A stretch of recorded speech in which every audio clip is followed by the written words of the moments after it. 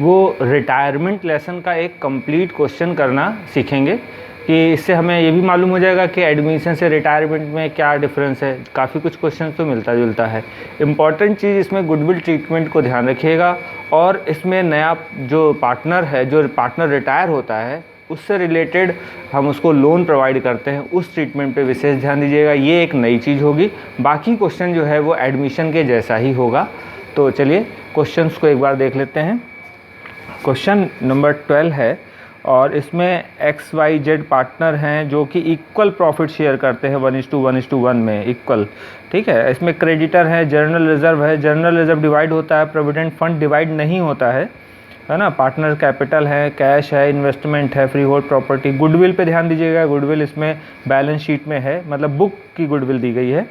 आगे जो है पार्टनर जेड रिटायर हो जाता है, और इसमें सबसे लास्ट पॉइंट पे ध्यान दीजिएगा, गुडविल जो है वो एवरेज प्रॉफिट से गुडविल को वैल्यूएट करने के लिए कहा गया है। तो पॉज करके क्वेश्चन को ध्यान से पढ़ लें और अपने आप करने की कोशिश भी करें पहले, उसके बाद चाहे आप वीडियो देखें। तो चलिए, तो सबसे पहले रिटायरमेंट ऑफ ए पार्टनर में एक कंप्लीट क्वेश्चन हम लोग देखेंगे। हमने क्वेश्चंस के कुछ पॉइंट यहाँ पर शॉर्ट में लिख रखे हैं ताकि आपको थोड़ा एक्सप्लेन करने में सुविधा होगी। XYZ पार्टनर है, 1:1 में प्रॉफिट है। जर्नल रिजर्व पे ध्यान दीजिएगा 60,000 है। प्रोविडेंट फंड दिया गया है, इस पे हमने यहाँ पर अमाउंट मेंशन नहीं किया है, आपको क्वेश्चन में दिखा दिया था। गुडविल दी गई है, ट्रेडमार्क दिया गया है, इन्वेस्टमेंट दिया गया है। ये पूरी बैलेंस शीट नहीं है, क्वेश्चन हमने आपको दिखा दिया, कुछ पॉइंट हैं। जेड रिटायर होता है, इन्वेस्टमेंट बी वैल्यूड एट 47,000 दिया गया है। ट्रेडमार्क को वैल्यूलेस बता दिया गया है। गुडविल जो है 1 ईयर परचेजिंग के बेस पे आपको एवरेज प्रॉफिट मेथड से गुडविल वैल्यूएट करने के लिए कहा गया है।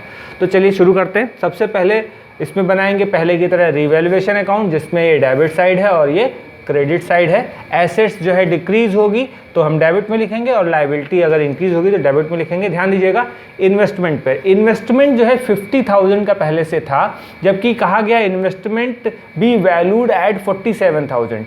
तो 50,000 पहले था, बाद को ये कह रहे हैं कि 47,000 की इसकी वैल्यू आई। इस तरह से अगर आप देखें तो इन्वेस्टमेंट की वैल्यू 3,000 रुपीज़ कम हो गई। बाद की वैल्यू वैल्यूड एट पर ध्यान दीजिएगा, वैल्यूड एट 47,000 हो गई, तो 3,000 का हमारा लॉस हो रहा है तो डेबिट में आ जाएगा। इसी तरह इसी के बेसिस पे आप स्टॉक को देखेंगे तो क्वेश्चन में आप स्टॉक ध्यान दीजिएगा, तो स्टॉक भी रिवैल्यूएट हो रहा है, एसेट्स कम हो रहा है तो वो डेबिट में आ जाएगा। डाउटफुल डेब्ट जो है डेबिटर में 10,000 रुपीज़ के कम हो रहे हैं, वो भी डेबिट में आ जाएंगे, हमारे एसेट्स को डिक्रीज कर रहे हैं। क्वेश्चन में एक और पॉइंट ध्यान दीजिएगा, यहाँ पर दिया गया है trademark value less. Trademark value less का मतलब है कि पहले जो ट्रेडमार्क 20,000 रुपीज़ का दिया गया था उसकी अब यहाँ कोई वैल्यू नहीं है बाद को। तो अगर कोई वैल्यू नहीं है तो हमारा पूरा लॉस हो गया 20,000 रुपीज़ के ट्रेडमार्क का, और ये पूरा का पूरा लॉस जो है हम यहाँ पर दिखा देंगे रिवैल्यूएशन में। इस तरीके से फ्री होल्ड प्रॉपर्टी 1,80,000 इंक्रीज कर गई है। क्वेश्चन पे ध्यान से देखिएगा, फ्री होल्ड प्रॉपर्टी। क्रेडिटर जो है हमें 12,000 के पेमेंट नहीं करने, उसमें बताया गया क्वेश्चन में कि 12,000 के क्रेडिटर हैं जो क्लेम नहीं करेंगे, पैसे नहीं मांगेंगे, इसलिए वो हमें पेमेंट नहीं करने। ये हमारी इनकम है, इसलिए क्रेडिट में आ गए।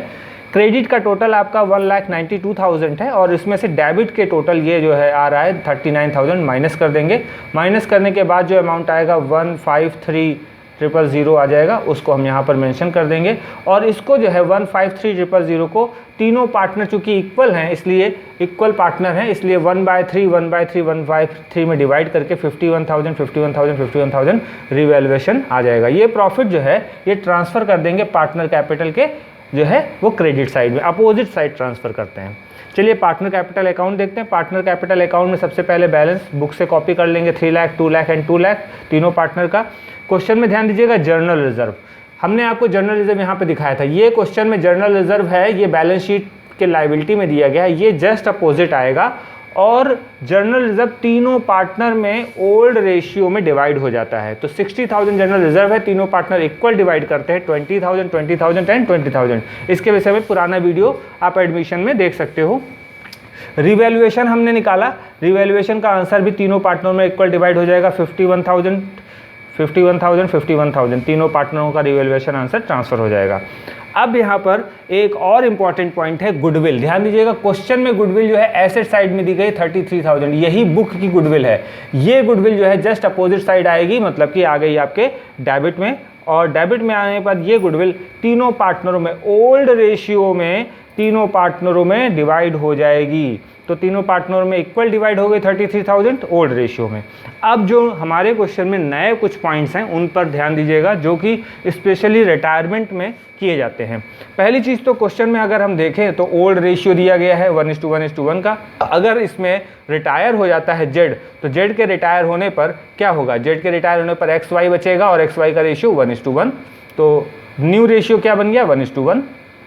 अब अगर न्यू रेशियो 1:1 है तो हमने आपको उस दिन बताया था कि ऐसी सिचुएशन में गेनिंग रेशियो भी 1:1 ही होगा, अर्थात 1/2 हो जाएगा, क्योंकि हम ओल्ड से ही न्यू निकाल रहे हैं। क्वेश्चन में गुडविल के लिए कहा गया है कि हम पहले एवरेज प्रॉफिट निकालते हैं। क्वेश्चन में 3 ईयर का एवरेज प्रॉफिट दिया है। यहाँ पर हमने आपको क्वेश्चन दिखा दिया था कि तीनों साल का एवरेज प्रॉफिट है 1,20,000, 1,95,000 प्रॉफिट। तो तीनों साल का एवरेज प्रॉफिट हम ले लेंगे। एवरेज प्रॉफिट को डिवाइड कर देंगे 3 से, ये एवरेज प्रॉफिट आ गया। एवरेज प्रॉफिट गुडविल से निकालेंगे तो average profit into number of year purchase formula लगा देंगे। Number of year purchase question में 1 ही दिया गया है, ध्यान दीजिएगा 1 ईयर ही दिया गया है, तो 1 से इंटू करेंगे तो वापस हमारा जो गुडविल है वो 105,000 आ जाएगा। लेकिन ये जो गुडविल है 105,000 ये फर्म की गुडविल है, इसका मतलब पूरे फर्म की टोटल गुडविल ये दी गई है। तो अगर फर्म की गुडविल है तो हमें क्या करना है, जेड को जो गुडविल पे करनी है उसका कितना पार्ट उसको पे करना है उसको हम यहाँ पर निकालेंगे। तो हम क्या करेंगे 105,000 को सॉल्व करेंगे डिवाइडेड बाय 1/3। 1/3 इसलिए क्योंकि जेड का प्रॉफिट शेयरिंग रेशियो 1/3 है। 1/3 में सॉल्व करेंगे तो 35,000 रुपीज़ की गुडविल जो हमें जेड को देनी है। ध्यान दीजिएगा रिटायरमेंट होने वाले पार्टनर को हम उसके रेशियो में गुडविल देंगे, 35,000 देंगे। पर ये लाएंगे कहाँ से, इसके लाने के लिए हमें क्या करना पड़ेगा, हमें इसको एक्स से लेना है और वाई से लेना। हम इसको 2 लोगों से लेंगे, एक्स से और वाई से। और x से कितनी लेंगे, तो x और y से ये गेनिंग रेशियो में ली जाएगी। क्वेश्चन में इस लेसन में गुडविल किससे ली जाएगी, गेनिंग रेशियो। और गेनिंग रेशियो क्या है x और y का 1/2। तो इसका मतलब है 35,000 का हाफ 175,000 और y का 175,000 ये गुडविल x और y से ली जाएगी और किसको दी जाएगी, z को दी जाएगी। आइए देखते हैं ये ट्रीटमेंट कैसे करेंगे पार्टनर कैपिटल में। पार्टनर कैपिटल अकाउंट जब भी बनता है तो मैं आपको एक बेसिक बात बताता हूं कि ये जो साइड है इसका क्रेडिट साइड, ये साइड से इस अकाउंट में सब चीज़ें आती हैं। किसी के अकाउंट में कुछ भी आ रहा है इधर ही आएगा, और किसी के अकाउंट से कुछ भी विड्रॉ करना है इधर से आप निकाल लीजिए। तो चलिए हम x से गुडविल विड्रॉ करते हैं क्योंकि x गुडविल देगा। जब x गुडविल देगा तो हमने देखा था x को कितनी गुडविल देनी है 175,000। 175,000 हमने ये x से निकाला और x से निकाल कर हमने किसको दे दिया, z को दे दिया।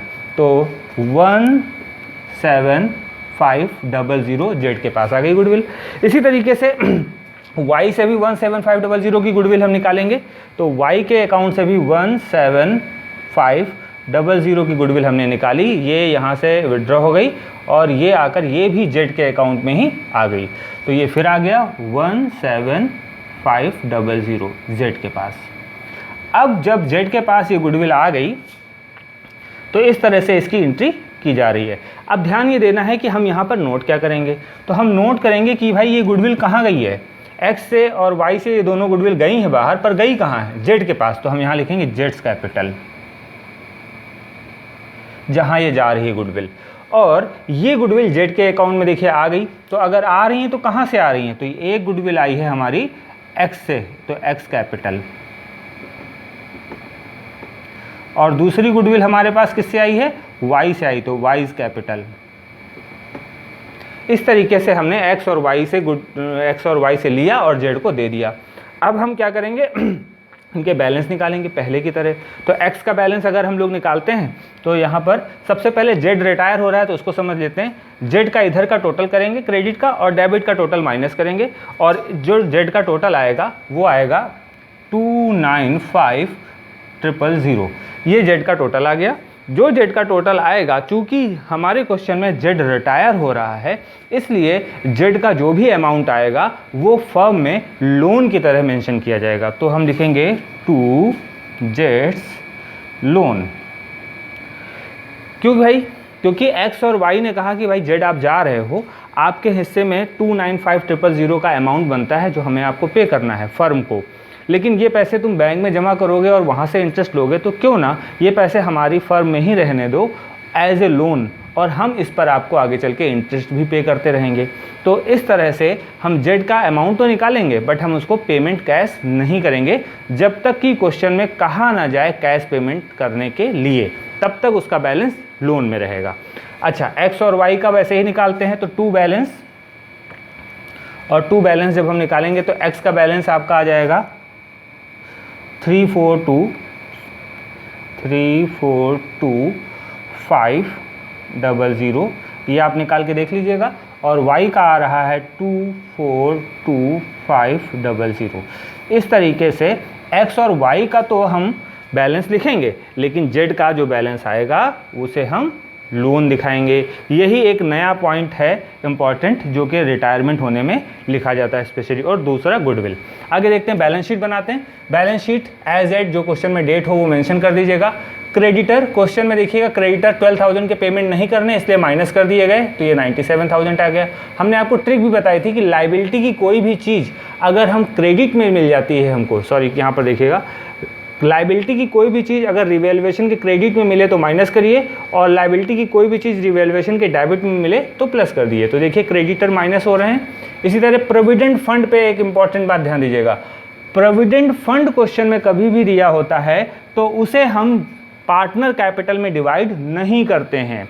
क्यों नहीं करते हैं? हम सभी तरीके के फंड और रिजर्व तो पार्टनर कैपिटल में डिवाइड करते हैं। देखिए हमने जनरल रिजर्व को यहाँ डिवाइड किया, लेकिन प्रोविडेंट फंड को डिवाइड नहीं किया।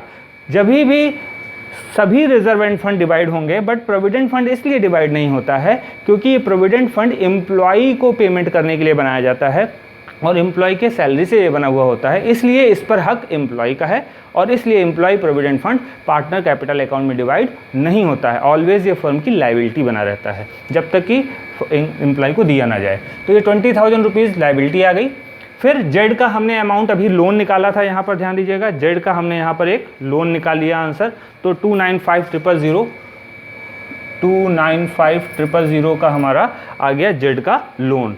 और एक्स और वाई के हमारे आंसर आ चुके हैं, उनको भी हम वहाँ कॉपी कर लेंगे। एक्स है 3 डायरेक्ट यहाँ लिखे दे रहे हैं हम 342,500, और वाई का है 242,500। तो इन दोनों की कैपिटल आ गई, जो कि यहाँ के कैपिटल अकाउंट से।